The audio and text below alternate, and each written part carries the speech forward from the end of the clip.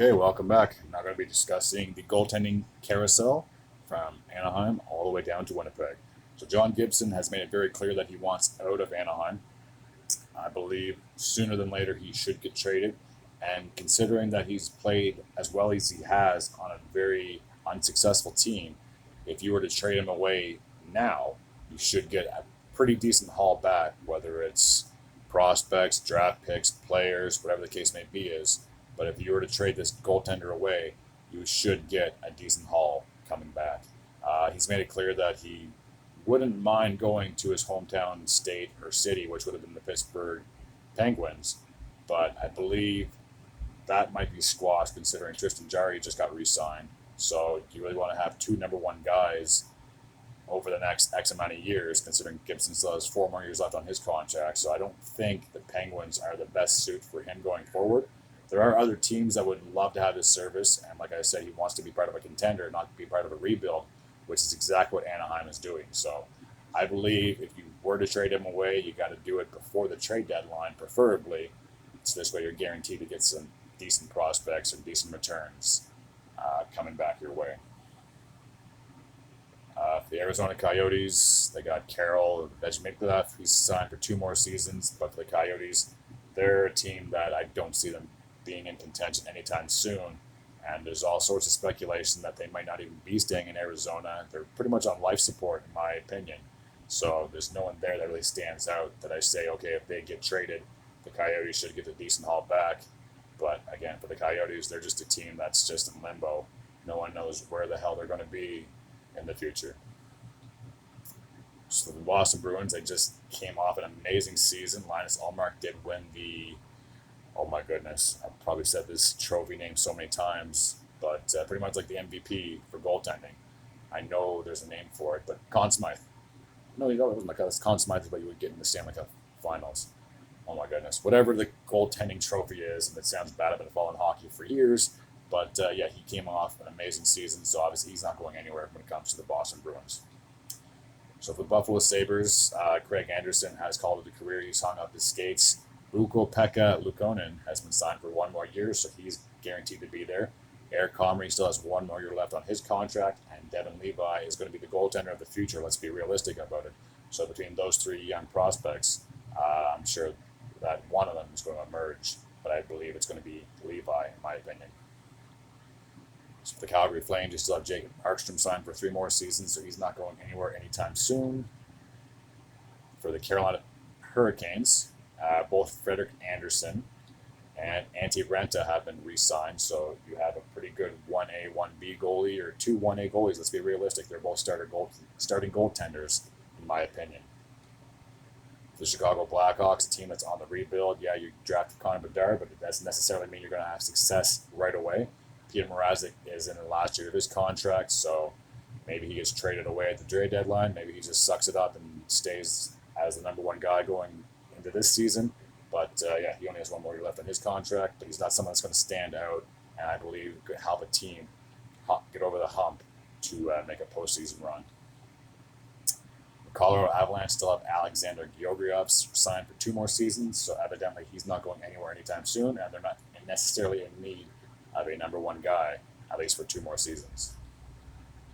For the Columbus Blue Jackets, you have Elvis Merzlikis. He's signed for 4 more seasons, so he's not going anywhere anytime soon, unless for some reason someone makes an unbelievable trade proposal for the guy, because he's not like a John Gibson where you're guaranteed to get fantastic value in return, considering he hasn't had that much success at the NHL level just yet.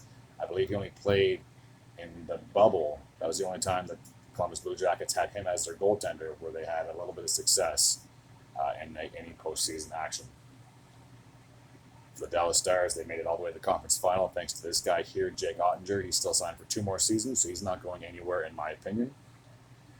The Detroit Red Wings certainly have a handful of goaltenders on their roster coming into this upcoming season. They had Billy Husso signed for 2 more seasons. They just acquired James Reimer from the San Jose Sharks, so they got 2 goaltenders there.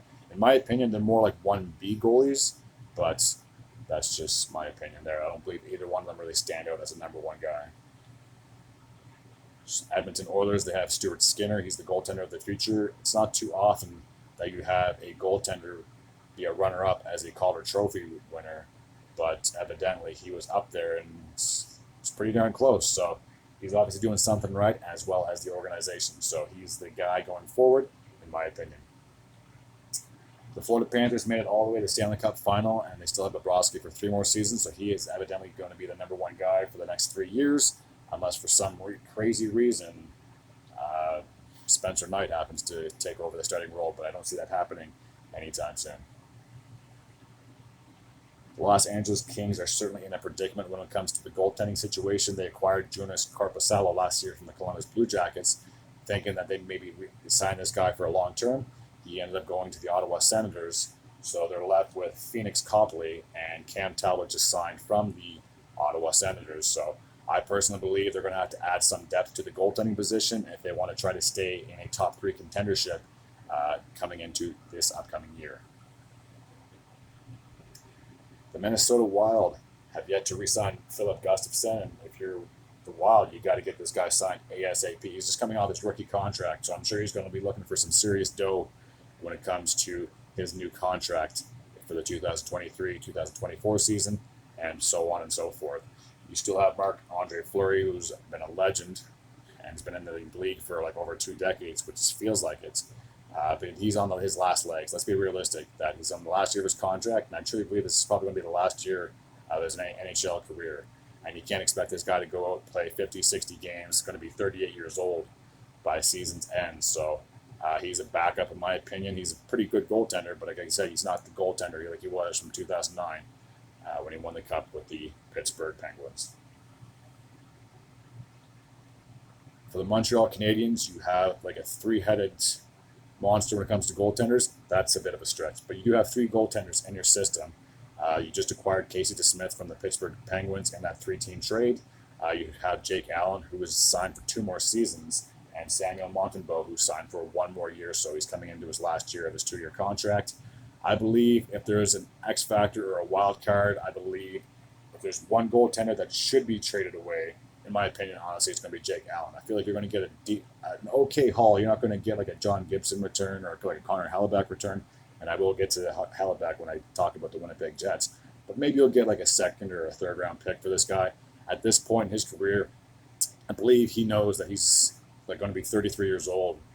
He's not going to be out for a number one job unless he goes to like a bottom feeder team like the Coyotes or something like that, which I wouldn't even be surprised. It seems like the Yotes will just take anybody at this point. But yeah, I believe at this point in his career, he knows he's not going to be a number one guy. He's not going to be playing 40, 50 games a year. That's just my opinion, unless someone happens to go down and he's required to get X amount of games. But yeah, for me, I personally believe if it doesn't happen before the season starts, it should happen at least by the trade deadline. Because in my opinion, even though I'm a huge Habs fan, I don't see them being in a playoff contention by the time the trade deadline comes around. So if I had to make one decision on which goaltender is going to be out before the season starts or before the trade deadline, guys, it's going to be the guy right on your screen. The Nashville Predators have UC Saros. He's going to be there for at least 2 more seasons. He's a pretty decent guy, so I can't see them trading him away anytime soon. The New Jersey Devils, you had about 4 goalies in your system last season, but I don't think 2 of them are coming back. So Vitek Vanacek is pretty much your number one guy. Mackenzie Blackwood was traded to the San Jose Sharks. I believe Bernier has left due to free agency. And then you also have Akira Schmid, who seems to be a pretty decent backup and a pretty decent starter. He did have a few games as a starting goaltender in their postseason run just this past playoffs. New York Islanders still have Ilya Sorokin signed for another year. I truly believe as long as they can stay in contention, he'll be their goaltender of the future. And I'm sure he'll be asking for a little bit of dough considering he's able to been basically standing on his head getting this team in the postseason 3 out of the last 4 years. Staying in New York, a franchise goaltender they have for 2 more years, and I can only imagine how much he's going to ask for once his contract runs up. It seems like the Rangers always hit a home run when it comes to goaltenders. They had Richter back in the 90s, early 2000s. Obviously, they had Lundqvist after the lockout 2004, 2005. They had Lundqvist for the 2005-2006 season, all the way up into the 2019-20 season. And now they've got Igor Shesterkin, who I'm sure is going to have a fantastic career moving forward. The Ottawa Senators, Cam Talbot has signed with the Los Angeles Kings. They still have Anton Forsberg for 2 more seasons, and they still have Mads Sogard. But obviously, Korpisalo is going to be your number one guy for X amount of years to come. The Philadelphia Flyers, they do have Felix Sandstrom, who's obviously the big name when it comes to the goaltending situation. I'm kidding aside.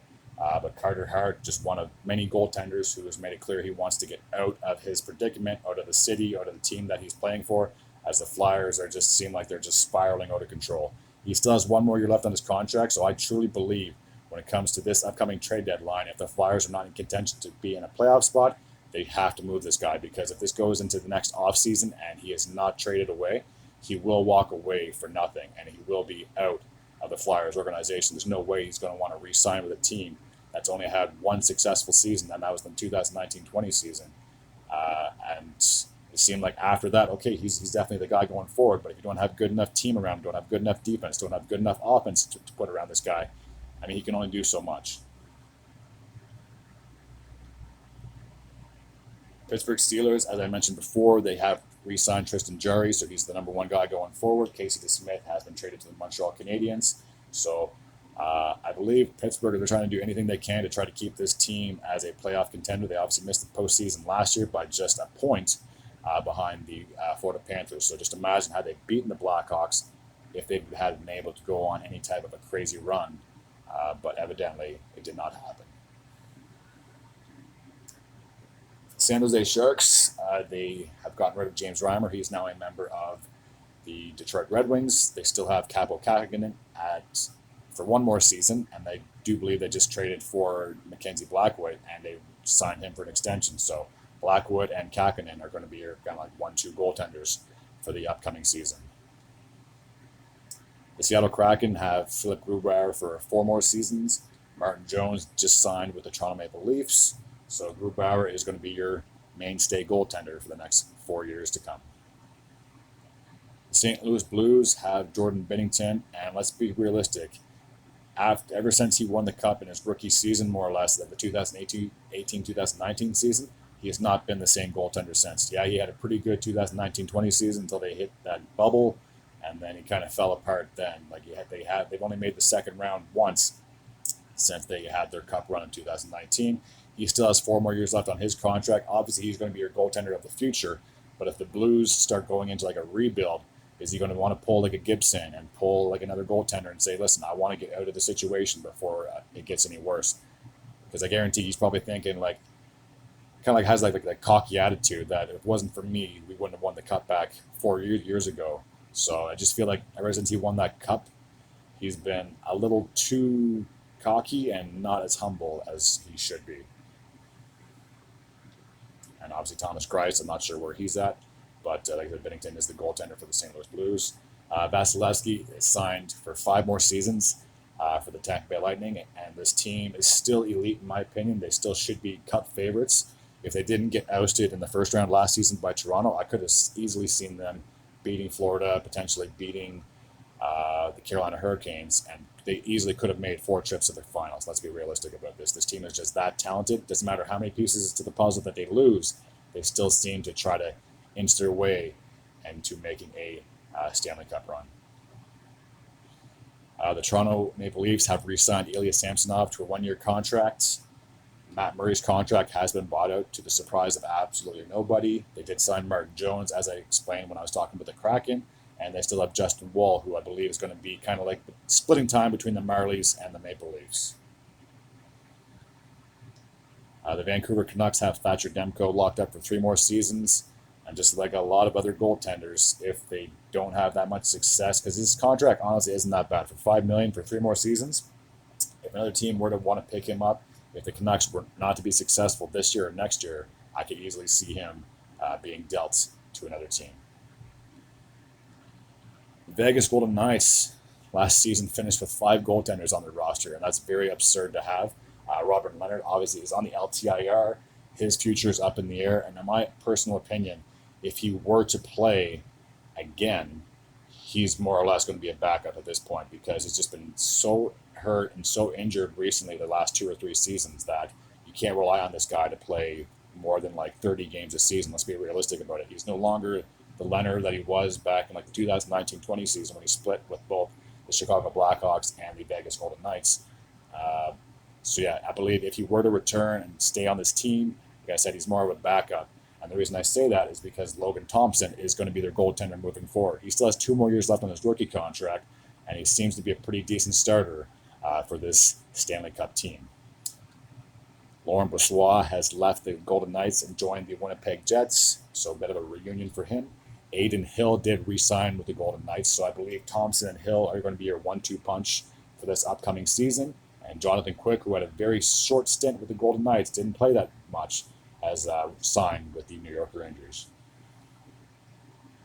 The Washington Capitals still have 4 more years left of Darcy Kemper. Can he kind of bounce back and have a better season than what he did previously? I'm not 100% certain. He had an okay season with the Colorado Avalanche, but I don't believe he's worth $5 million, but that's just my opinion. You still have Charlie Lindgren as your backup for 2 more seasons, so that's pretty much your 1-2 punch for the nation's capital. And finally, we made it to the team and the player that has had more headlines than any goaltender this offseason. Connor Hellebuyck has mentioned many times that he does not want to re-sign with the Winnipeg Jets, especially considering they're no longer the contenders that they were after the 2018 run when they got to the conference final. They have not made it out of the first round since. Sorry, I do apologize. In the 2021 season, when they had the Canadian division, they made it to the second round, but then they got swept by the Montreal Canadiens. But since then, they have not made it out of the first round. 2022, they didn't even make the playoffs. And last year, they were ousted by the Vegas Golden Knights in 5. They really had no chance. So if you were to trade any goaltender, I believe Hellebuyck is like, you're going to get the most out of your return. He's an elite goaltender in this league. He's only 30 years old. So again, he's still in the peak of his career. So if you're the Jets coming into his last year of his contract, you got to get this guy traded, because if it goes to the next offseason and he still has not been traded, he's going to walk away and you get nothing in return. So I believe he is the biggest piece of the goaltending puzzle that if he gets moved, he should get moved, and you will get a lot in return. Thank you all for tuning in. If you haven't managed to stick out this whole 17-minute video, I did not expect it to take this long, but thank you if you do. And until next time, take care.